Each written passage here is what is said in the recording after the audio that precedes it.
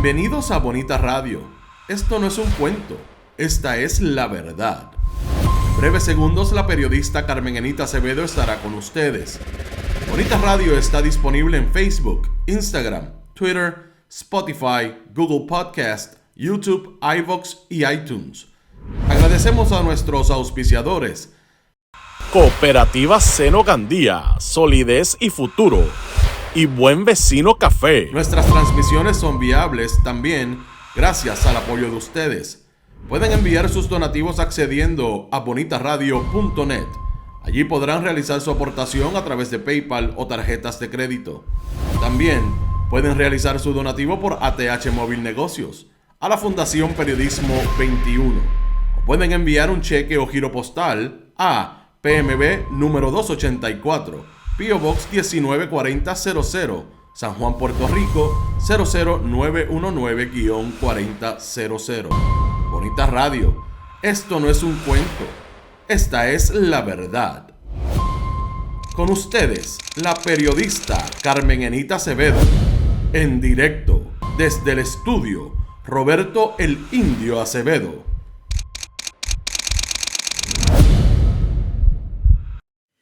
Buenas tardes, Puerto Rico. Soy Carmen Enit Acevedo y en Que Palo es Noticia a las 5 de la tarde.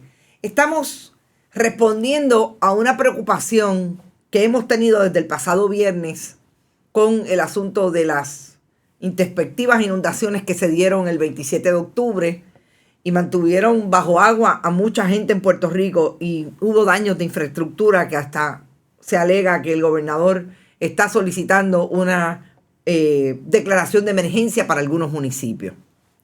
Yo dije, y obviamente lo traje en medio de una conversación con el planificador Pedro Cardona Roy, el urbanista, que teníamos que profundizar en las explicaciones y en las posiciones que estaban dando los jefes de agencias como la Junta de Planificación, Julio Lasuz, sobre lo que está ocurriendo en Puerto Rico hace un tiempo y que ha venido agravándose.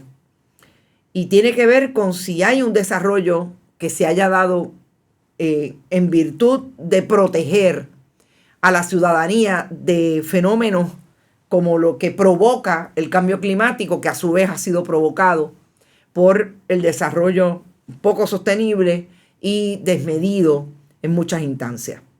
Eso fue un lanzamiento que hice ayer en una conversación breve que tuve con Pedro sobre el asunto. Pero hoy, obviamente, al ver la entrevista que los compañeros Benjamín Torres Gotay y David Cordero Mercado le hicieran a los dos jefes de agencia, que son los que, a mi juicio, más importantes en el contexto de aprobación de permisos en zonas inundables, la Junta de Planificación sobre todo, me parece que me dieron la posibilidad de tener una conversación más en profundidad sobre lo que están contestando, sobre lo que no dicen, sobre las preguntas que no se hacen, que me parece que son importantes para seguir entendiendo de qué nos va todo el asunto del desarrollo que ha habido en Puerto Rico, la siembra de cemento por un lado, y cómo están actuando las agencias en responsabilidad, incluso constitucional, con relación a este asunto. Así que sí tenemos la conversación hoy en profundidad y la queremos reproducir para ustedes. Pedro Cardona Roy, bienvenido una vez más. Buenas tardes. Buenas tardes, Carmen Enid, y buenas tardes a tu audiencia. Siempre es un placer compartir contigo. Mira, yo pensaba que iba a ser más tarde, pero definitivamente nos dieron la oportunidad que fuera ahora y me parece que estamos súper en el momentum para que nuestras audiencias entiendan de qué va esto y estas contestaciones que se dan desde las agencias pertinentes. Sobre todo cuando vemos que hay un sinnúmero de proyectos que se dan en el contexto de la construcción, que los colegas traen el número, me parece altísimo. Hasta el 2023 se habían aprobado sobre 2.600 proyectos precisamente en zonas inundables o por lo menos susceptibles a. Y hay una explicación o una contestación. Yo voy a resumirlo en dos líneas importantes a mi juicio. Por un lado, lo que dijo Félix Rivera Torres, el director de la OCPE, el licenciado, sobre la responsabilidad de su agencia, pasaría parecería que le está pasando la bola a la Junta de Planificación, y le pido al señor director que traiga la cita. Y por otro lado, lo que contesta la Junta de Planificación y Julio Jesús sobre lo que se hace o no se hace desde su agencia. La OCPE dice que no le quitaron esa responsabilidad de fiscalizar cuando se desapareció la Administración de Reglamentos y Permisos, ARPE, en el 2009-2010 con la administración de Luis Fortuño. Y por otro lado, Julio Jesús dice, las áreas de peligro de inundaciones se van a ir ajustando conforme se ajusten los mapas.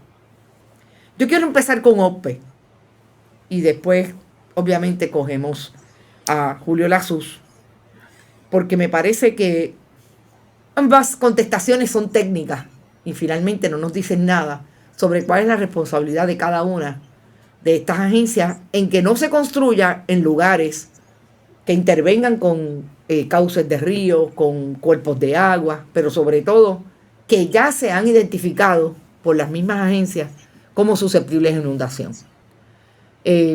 Quizás una primera contestación una reacción a esa contestación que dan ambos jefes de agencia, que yo como periodista me quedo en babia.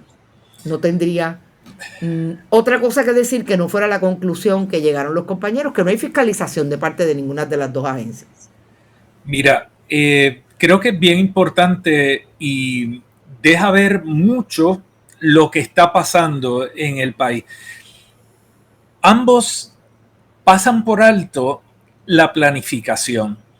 La planificación es la gestión donde tú estás analizando los datos que tienes, que provienen de los mapas de inundación, que viene de la información que llega de FEMA, del conocimiento específico del territorio para la toma de decisiones. Ellos han separado, y esto yo creo que esos dos artículos del Nuevo Día de hoy dejan de manifiesto cómo se ha desconectado totalmente la gestión del pensamiento.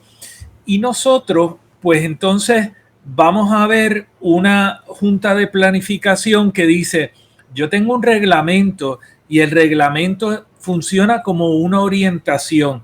Y tenemos a una oficina de gerencia de permisos que dice, bueno, yo en lo que tengo en mis manos no tengo que velar por ese asunto de la inundación. Eso no me toca a mí, ni tampoco lo tengo que fiscalizar, porque ya esas facultades de fiscalización las tiene la Junta de Planificación. Él dice que las tiene desde que se creó la OCPE. La realidad del caso es que esto surge de la enmienda que se hace en el año 2017, que es la Ley 19. Pero la Ley 19, la reforma de permisos, ha sido también esta base que ha separado la visión de planificación de los instrumentos que llevan a las conclusiones, y se ha pretendido reducir la planificación a unos distritos que existen en un mapa que está siendo manipulado, o un reglamento que ha sido declarado nulo ya en 3 ocasiones, que permite cualquier cosa en cualquier lugar y que va en contra de la esencia misma de la planificación. Creo que ambos muestran la fatiga que tiene el aparato gubernamental y el desastre en el que se ha convertido toda la gestión de planificación y la gerencia de permisos en Puerto Rico, donde es posible construir en un área de consabido riesgo, porque no se aplica la política pública, no se aplica el conocimiento y no se aplica la planificación a esa determinación de dónde sí y dónde no. Y eso pues nos trae a situaciones como las del viernes, que se van a seguir repitiendo, porque como hablábamos ayer, el evento del viernes fue un evento extraordinario donde cayeron 3 pulgadas de lluvia en un periodo muy corto de tiempo. Pero eso es lo que va a pasar con el cambio climático. Vamos a tener ese tipo de evento extraordinario más frecuentemente y de unas magnitudes incluso superiores. Aquí se combinó marea alta, luna llena y lluvia, ¿verdad? Lo cual hizo que no pudieran descargar los ríos al mar como típicamente lo hacen. Pero es que eso es lo que dice el cambio climático que va a pasar. Claro. Toda la información científica apunta a eso. Y además, con la subida del nivel del mar, que va a seguir progresando, esa condición va a ser incluso peor. Fíjate, en el 2018 FEMA estableció que habían 252.813 estructuras en Puerto Rico que estaban en zonas inundables. A eso añádele 78.574 más que la última vez que se hizo esa evaluación, que entiendo fue para allá, para principios del año 2000. A eso hay que añadirle que desde esa fecha en Puerto Rico, que esto es lo que a mí me parece insólito, había al menos 4.438 solicitudes de permisos de construcción en zonas de especial peligro de inundación, de las cuales 2.873 se adjudicaron y se aprobaron entre el 2017 y el 2023 para desarrollos de construcción. Cuando recibimos esa estadística y ese número que nos dice, no nos dice mucho en el papel, pero inmediatamente que vamos atrás, como hace 3-4 días, nos damos cuenta de qué se trata ese número. ¿Cómo fue que se colocó el riesgo de esas estructuras y de las personas que habitan? Porque es que parecería que son las estructuras solas. No, alrededor de las estructuras no solamente hay personas que habitan esos lugares, sino que circundan, y sabemos lo que pasó en el tráfico. Es que no entiendo la contestación técnica que da Julio Lasuz. Y yo quisiera que me contestara como planificador, desde el punto de vista de cómo es posible que haya alguien que conteste que tan pronto los mapas estén definidos, vamos a saber cuáles son las áreas susceptibles de inundación. Esa es la explicación técnica para la reunión que se hace allí en la Junta de Planificación, pero para comunicarle al país en efecto lo que debe hacer la agencia. ¿Cómo es posible que me contestes que porque el mapa no está al día y nosotros no tenemos recursos y trabajamos con los recursos que tenemos, yo no le puedo decir al país dónde es que hay problemas de inundación? Si ellos, en el caso de la Junta no, pero la OCPE aprueba permisos y los está aprobando en los lugares inundables. Mira, Carmen Enid, ahí es súper importante que nosotros tengamos claro que yo no creo que es Julio Lasuz el que está hablando. A mí me parece que quien habla en esos comunicados es el abogado de la Junta. Y ahí podemos regresar más adelante. Pero la gente que te escucha, ¿verdad? Debe saber que lo que se inundó el viernes pasado es el área que aparece en los mapas, que es un área inundable. Exacto. No se inundó otra área, se inundó lo que aparece en los mapas, que es inundable y que es de riesgo. Cuando Julio Lasuz o Héctor Morales habla de aquellas áreas que están bajo riesgo de inundación y que los mapas, cuando estén listos, se va a saber hasta dónde se extiende y tal, él a lo que hace referencia es a los mapas que se conocen como los Advisory Maps, que se adoptaron por FEMA luego del huracán María, con la topografía nueva que se completó basada en la topografía que levantamos durante la administración de Luis García Pelati en la Junta de Planificación durante su presidencia. Y eso permitió a FEMA hacer unos nuevos mapas que son los Advisory Maps. Esos mapas no se han adoptado como política pública en Puerto Rico. En Puerto Rico se siguen utilizando los Regulatory Maps, que son previos a la topografía que se preparó en el año 2017 y 2018. Y la información que se desprendió de la experiencia de María y de Irma. ¿Qué pasa? Eso sí va a actualizar los datos de inundación, pero eso no existe en el vacío, eso tiene que estar complementado y tiene que informar la planificación. Nosotros tenemos que establecer a raíz de esos mapas y ese conocimiento una política pública de dónde se puede construir y dónde no. Y tenemos que recordar que desde el año 68 en la ley 6 hay unas restricciones a llevar a personas a vivir en áreas de riesgo de inundación. Y es una prohibición absoluta. Y Julio Lassus habla que aquí ellos lo que pueden es orientar a la gente. Para eso es que existe la información de inundación, es para orientar a la gente dónde tienen riesgo y dónde no. Y la realidad del caso es que ese no es el propósito. El propósito es dictar política pública a través de la planificación para asegurar la protección de vida y propiedad de la ciudadanía. Ese es el propósito de esa información. Cuando él lo trata como una base de orientación, lleva a una percepción de que esto es discrecional cuando esto no es discrecional. Y eso lleva, ¿verdad? Ahí estábamos viendo las escenas del área donde está la coincidencia de la de Diego con la Loíza en Condado. Ahí hay un supermercado Supermax que estaba totalmente inundado. Esa área es un área inundable en todos los mapas. Hay unas bombas un poquito más arriba de donde está esa toma, ¿verdad? Que son las bombas que se supone que funcionen para sacar esa agua. Pero esa área se inunda y en esa área se construyó el condominio Gallery Plaza sabiendo que está metiendo más gente en un área inundable, sabiendo que en ese lugar se estaba impermeabilizando más terrenos dentro de esa área inundable. Obviamente el nivel al que llegó la inundación del pasado viernes es superior, pero no es distinto a la información científica que se tiene. Ahí se sabía que eso se iba a inundar.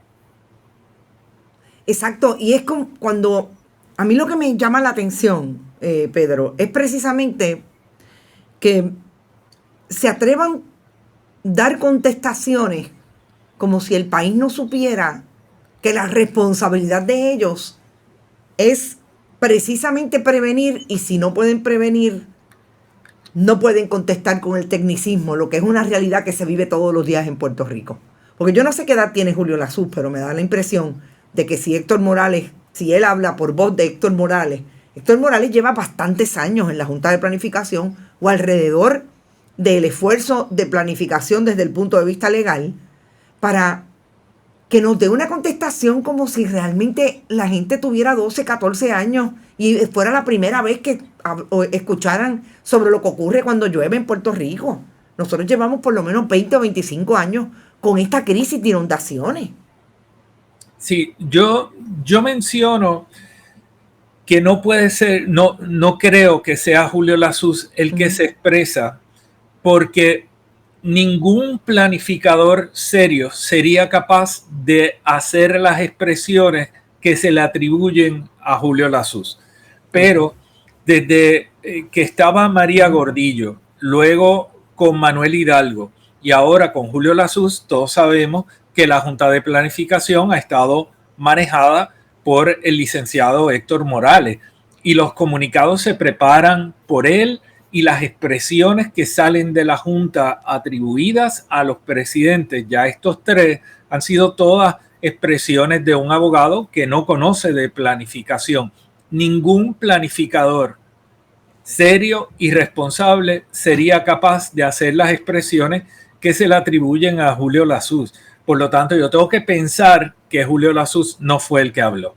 Eso le pusieron un papel para que él lo firmara, pero él no es el que habló. Eso no es posible.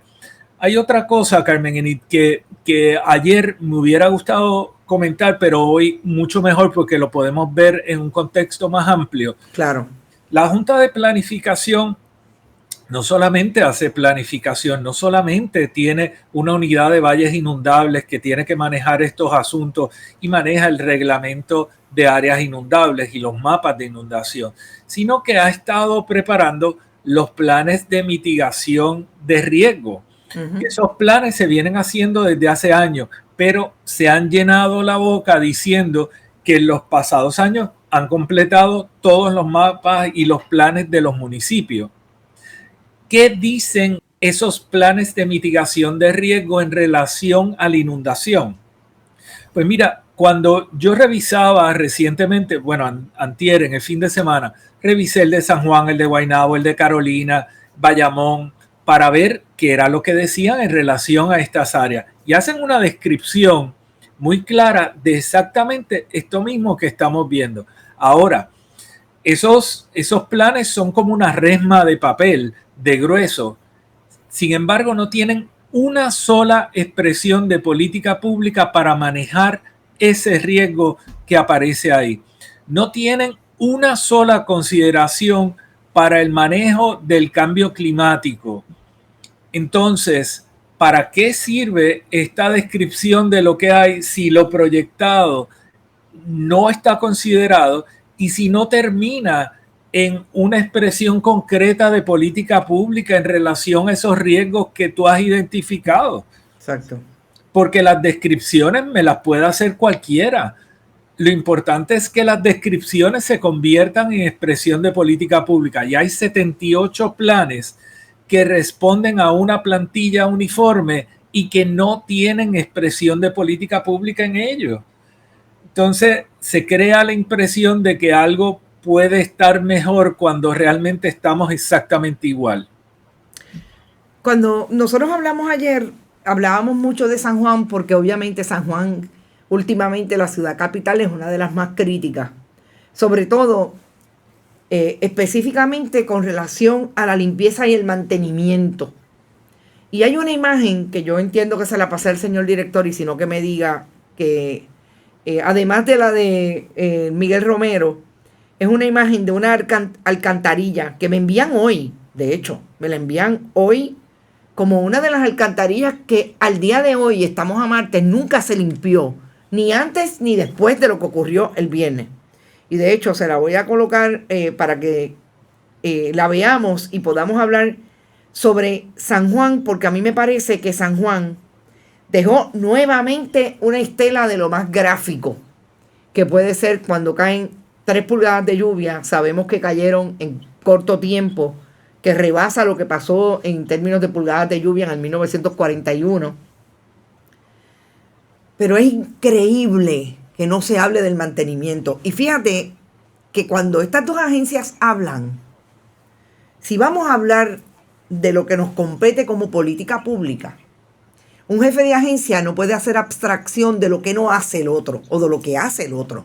Se supone que hable en el contexto, porque para eso es que se supone que un jefe de agencia pueda articular proyectos para que finalmente, si hace falta algo de legislación, pueda ir a pedírselo a la legislatura, independientemente sea del partido que lo nombró a él, al Ejecutivo o no. Pero este asunto de las alcantarillas es otra vez parte de ese macro que yo no veo en ninguno de los dos jefes de agencia señalarlo. Si son 78 planes, porque son 78 municipios, ¿dónde está la Junta de Planificación precisamente? En el contexto amplio, más allá de lo que le compete, llamando la atención de los alcaldes y las alcaldesas del mantenimiento. Sí, esa imagen es una imagen que vemos repetida en tantos lugares, ¿verdad? Yo estuve mirando la situación de Atorrey, calles de Santurce, Condado, Miramar, particularmente esos sectores que han tenido pavimentación en estos días. Y vemos un montón de casos donde las alcantarillas han sido obstruidas, bien sea por el asfalto que se tiró o por toda la escarificación, que eso es cuando se pasan los rolos para quitar el asfalto viejo.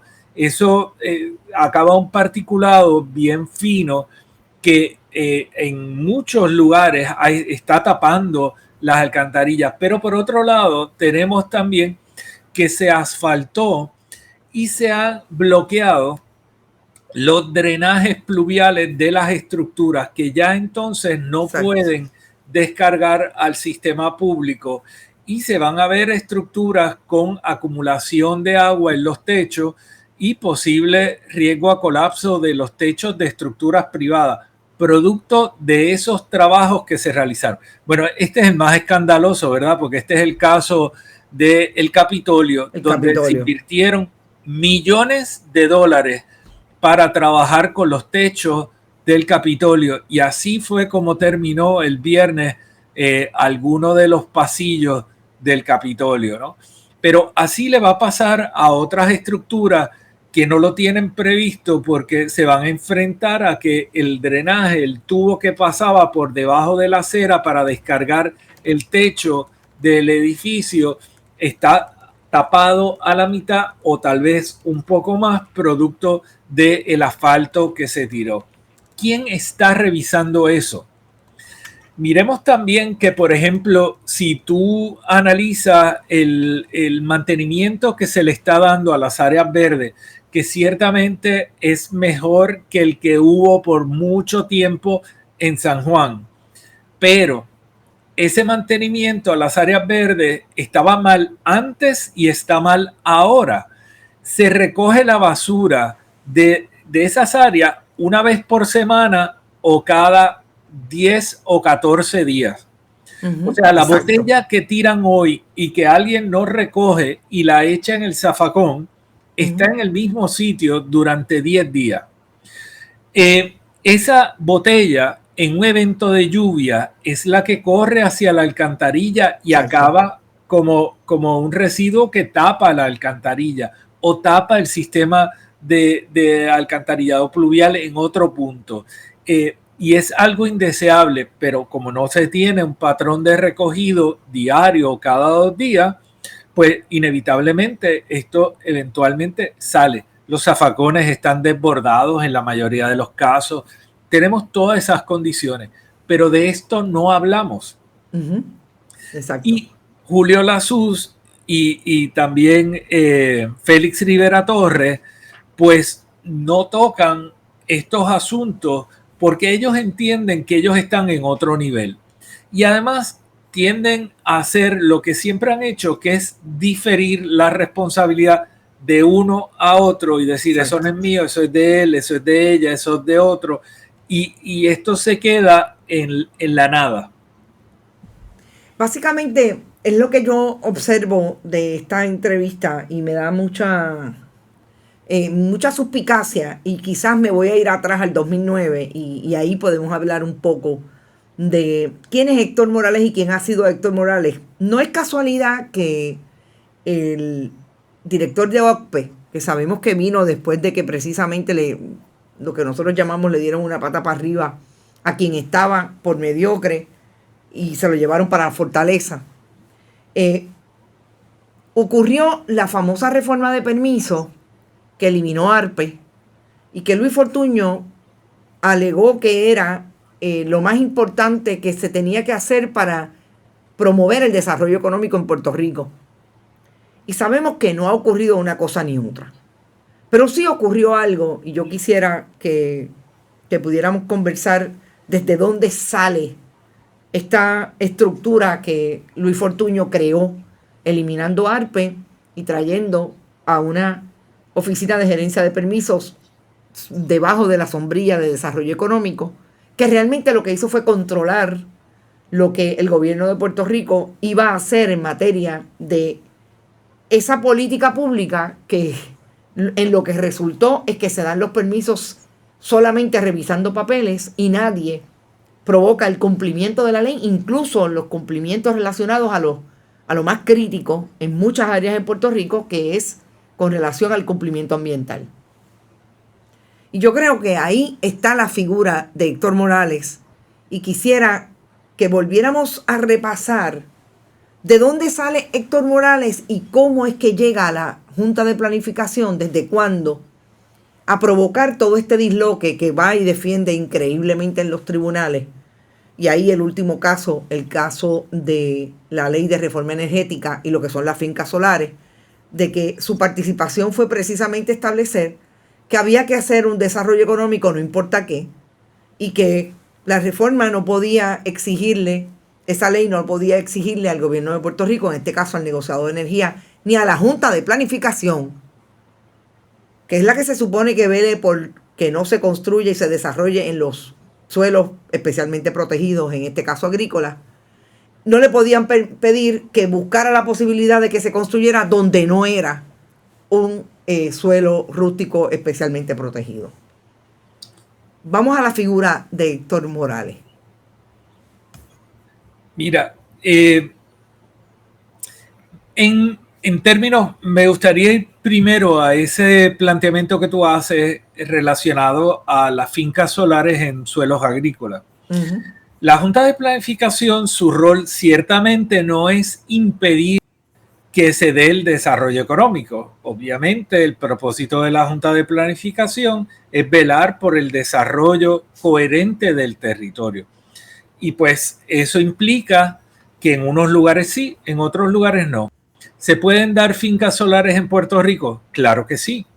Tenemos un 33% del territorio que es suelo rústico común, donde puede haber proyectos de placas solares sin ningún problema. El problema es que en las áreas donde tenemos los terrenos más aptos para la agricultura, de mayor valor, donde coinciden tanto los organismos locales como federales, que esos lugares deben ser conservados para el cultivo, ahí es donde queremos poner los proyectos de placas solares. Y respectivo de la condición en la que se encuentren, por dónde van a pasar las líneas para conectarse al sistema general, de dónde van a venir los insumos, y respectivo de todo eso, que son circunstancias fundamentales para llegar a una determinación de dónde ubicar. Pero claro, cuando Héctor Morales habla desde la óptica de alguien que ha estado respondiendo durante años a un sector de desarrollo y construcción que lo que quiere es que lo suyo salga, y no desde la perspectiva de un planificador con visión general del territorio y comprensión de las potenciales y limitaciones que tienen los distintos tipos de suelo. Eso a él no le importa. Realmente ahí es donde viene el disloque. Lo que pasa también con los suelos inundables es que aquí están tratando de pensarlo como que en todos lugares debe haber una edificación o debe haber el potencial de poder hacer una edificación. Y eso hace 100 años lo resolvió la planificación y el Tribunal Supremo de los Estados Unidos, que reconoció el poder del Estado para limitar ciertas actividades con el propósito de proteger el interés público. Y esa es la base de la planificación. Entonces, desde esa perspectiva, cuando dicen que no se puede poner limitación, estás yendo en contra de la planificación misma, porque cualquier cosa en cualquier lugar no es planificación, es anarquía realmente. Ahí es que tú estableces que la voz de Héctor Morales es la que privilegia Julio Lassus cuando comenta, porque no está ajustándose a los valores éticos, si queremos decirlo de alguna manera, que promueve un planificador, un profesional de la planificación. Pero yo te pregunto, ¿de dónde viene entonces la posición anárquica o legalista, leguleya, de Héctor Morales? O sea, ¿era él el asesor legal de la Asociación de Contratistas, por ejemplo? No conozco ese trasfondo de él, pero sí te puedo decir que está muy ajustado al pensamiento neoliberal de la administración de Luis Fortuño. Y Luis Fortuño todo el tiempo lo que celebraba era la eliminación de cualquier tipo de restricción, cualquier tipo de estructura, cualquier tipo de cosa que impidiera que las personas que favorecieron su candidatura y su ascenso al poder, él todo eso lo iba a rechazar.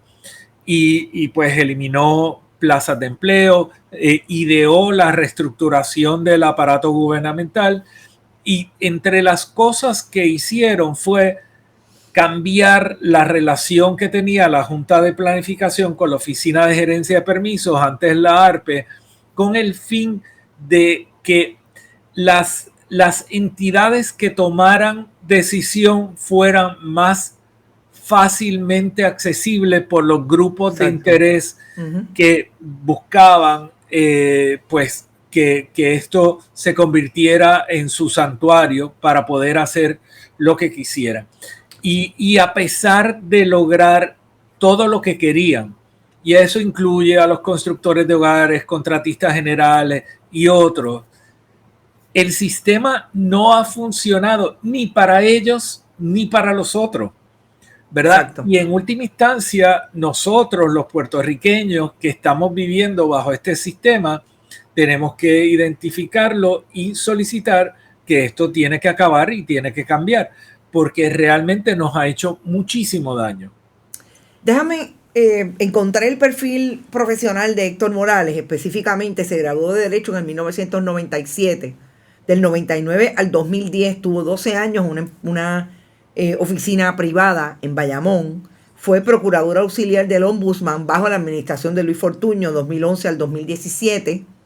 Y obviamente del 2017 al presente es el director de la División Legal.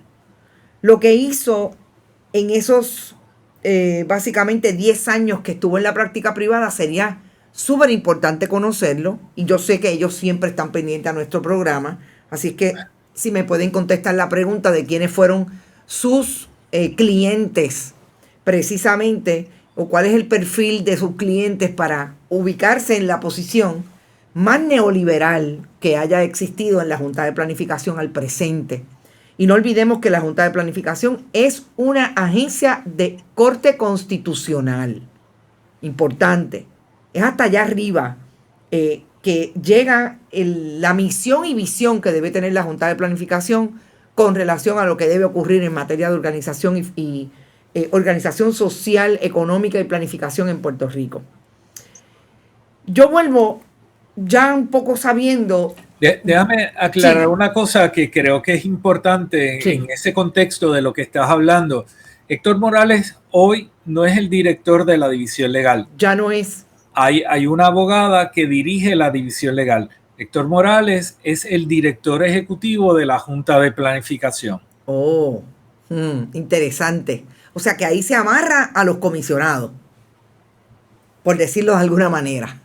¿Sí? Porque el director ejecutivo es quien se supone que ejecute y le dé seguimiento a todo lo que hace la Junta. Interesante.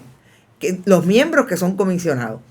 Y siempre hemos hablado de que el corte de cada uno de los miembros que existe hoy en esa Junta es del mismo nivel neoliberal, pro permiso, pro participación, independientemente de lo que estemos tocando. Es una pregunta. Bueno, por lo menos no se le conoce que hayan hecho una expresión en contra del reglamento conjunto, de lo que ha pasado con la situación de los valles inundables. No se les conoce como que haya habido algún tipo de diferencia. Ninguno se expresó en contra de la adopción del plan ilegal de Canóvana, tampoco el de Arecibo, tampoco el de Utuado, que ha puesto el desarrollo futuro en el área que sufrió precisamente la inundación del pasado viernes, pero que está en los mapas como parte del cauce mayor del río Viví. Entonces, nadie de la Junta, de los miembros de Junta, ha hecho una expresión pública en contra de esto, ni ha publicado una opinión disidente sobre algún asunto que haya venido ante su consideración. Por lo tanto, debemos presumir que todos están alineados con la postura de Héctor Morales como director de la agencia y en efecto presidente desde el año, desde que entró Ricardo Rosselló en el 2017.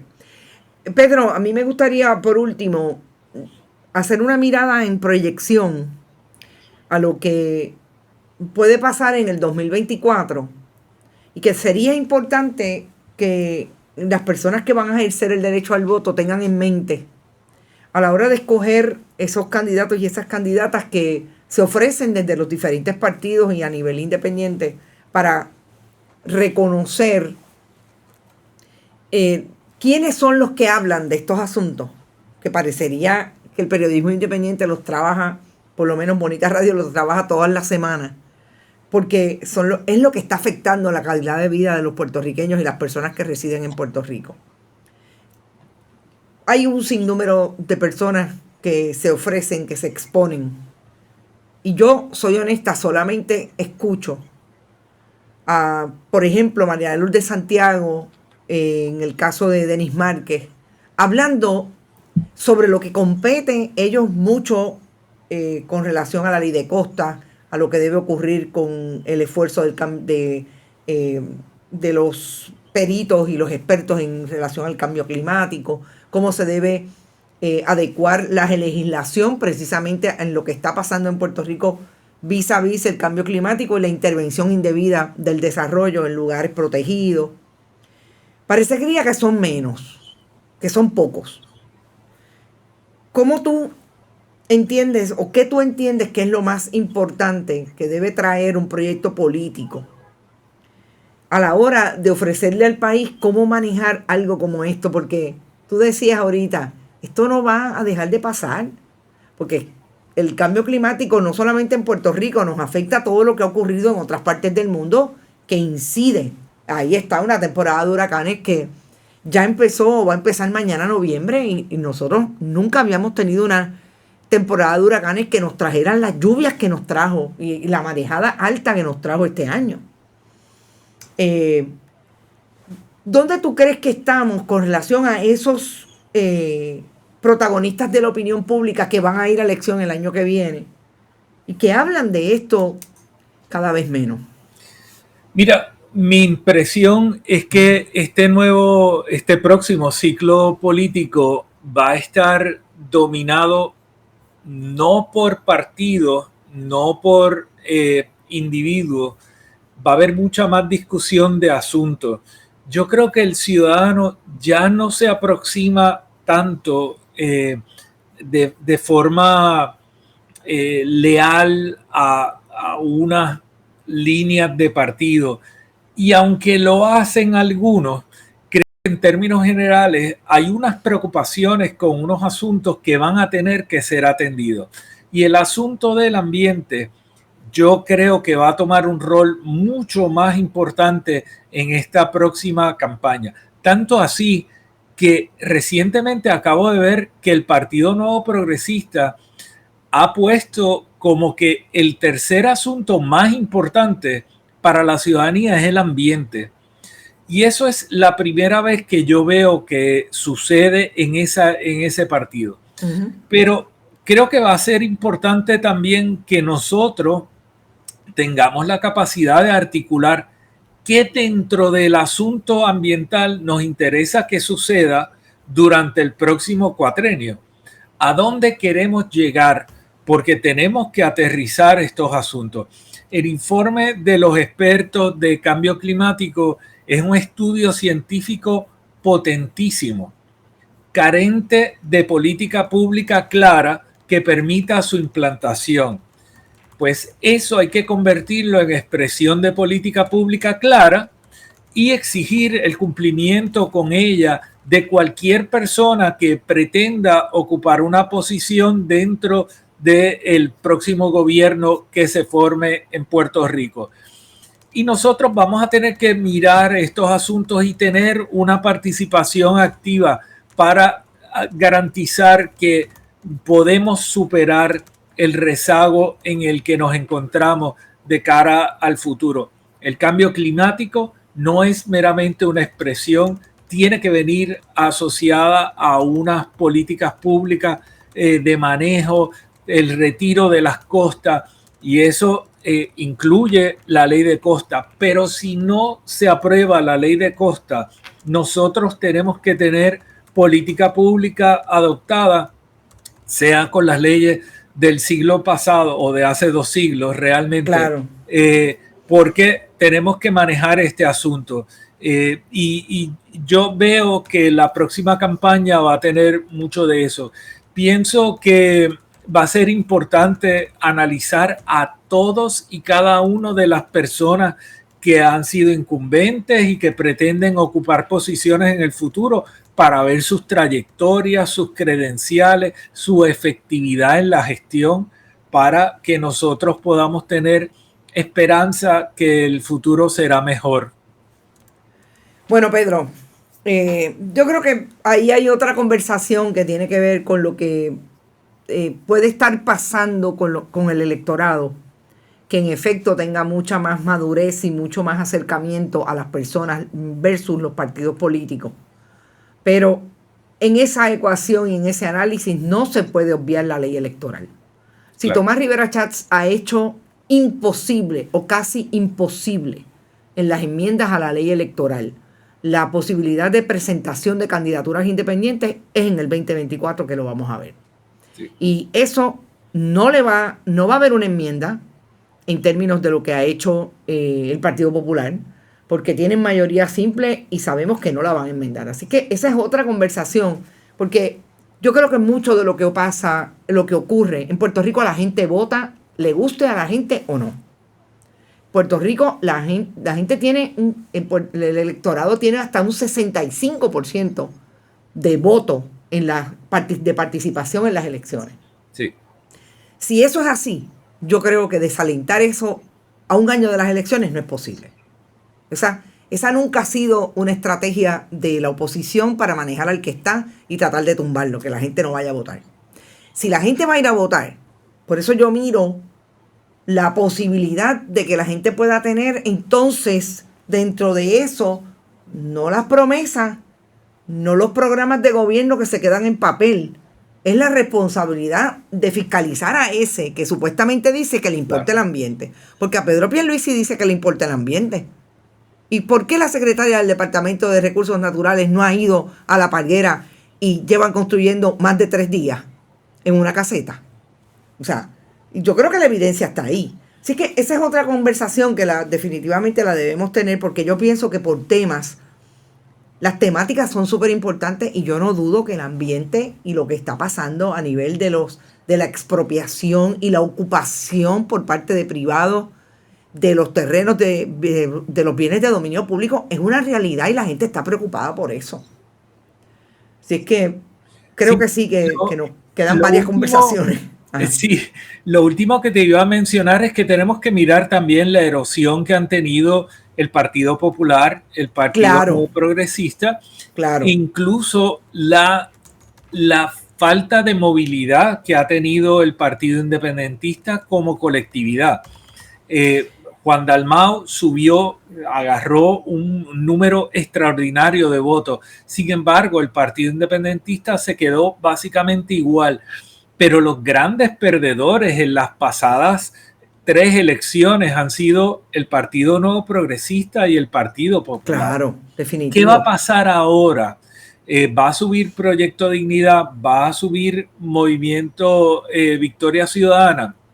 ¿Qué va a pasar con el PIB? ¿Se va a quedar igual o va a crecer? Eso yo creo que también va a ser importante, pero creo que va a ser en función de los asuntos. Este es lo que yo un poco veo, los temas. Sí, no, definitivamente, yo estoy totalmente de acuerdo.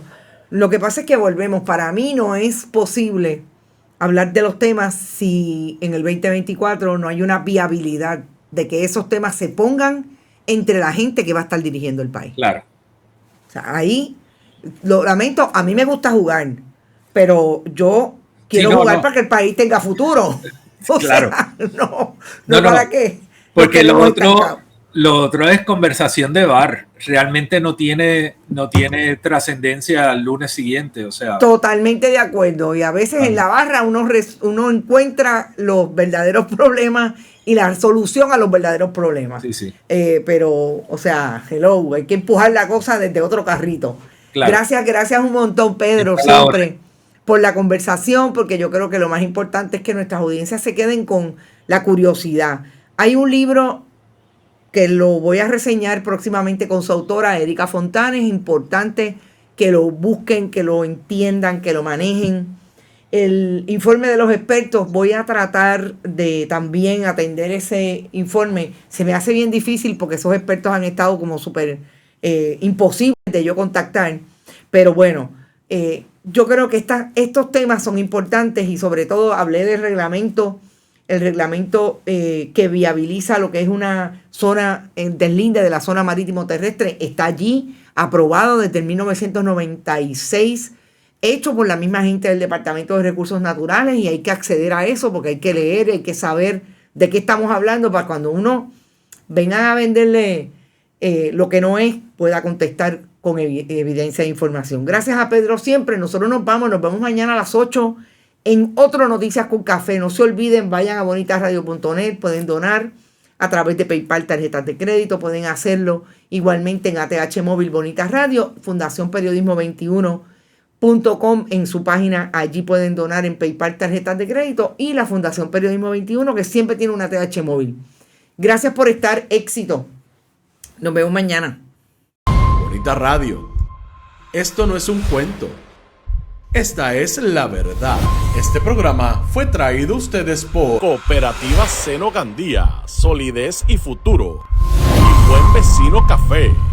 Y no olvide que puede realizar sus donaciones a través de ATH Móvil en la sección de negocios como Fundación Periodismo 21. O puede acceder a nuestra página de internet bonitasradio.net y donar a través de PayPal o tarjetas de crédito. También puede enviar cheques o giros postales a nombre de la Fundación Periodismo Siglo XXI, PMB 284, P.O. Box 194000, San Juan, Puerto Rico 00919-4000. Bonita Radio. Esto no es un cuento. Esta es la verdad.